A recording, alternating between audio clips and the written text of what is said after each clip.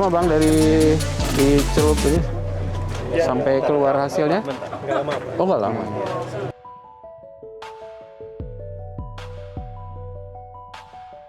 Terima kasih. Nah, kegiatan tes urin kali ini merupakan bagian dari upaya kita dalam kaitannya dengan angkutan lebaran tahun 2022 ini untuk meyakinkan bahwa pengemudi kendaraan yang digunakan untuk mudik ini dalam keadaan bebas dari narkoba, sehingga kita harapkan mereka bisa mengemudikan dengan baik dan penumpang itu bisa lebih nyaman dan yakin bahwa mereka akan berkendara dengan selamat. Ya.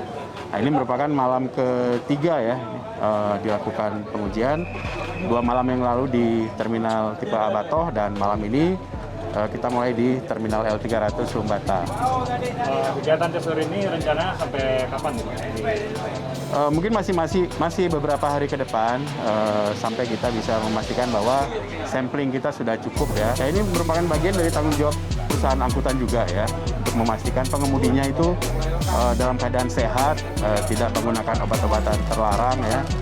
Pemeriksaan malam ini secara random dari tiap-tiap loket kita ambil 3 orang sopir utama, terus kita ambil sampling.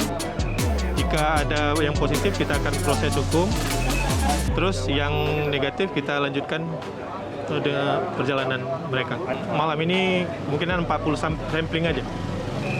Kalau misalnya ada pengemudi yang terindikasi positif, ini bagaimana, Pak? Kita akan lakukan proses sesuai aturan yang berlaku.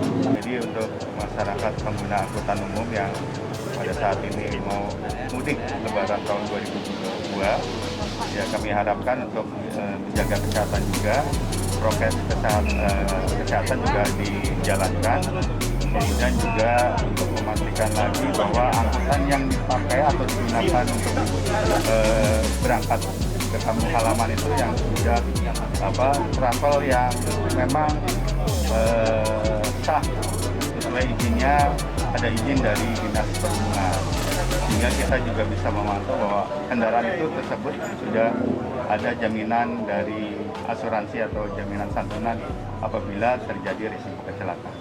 Bentuk kolaborasi yang sangat baik ya antara BNN, kemudian Jasara Harja, kemudian Dinas Perhubungan dan Ditlantas ya untuk memastikan bahwa mudik kali ini memang benar-benar lancar ya, tidak terkendala dengan hal-hal yang tidak kita inginkan.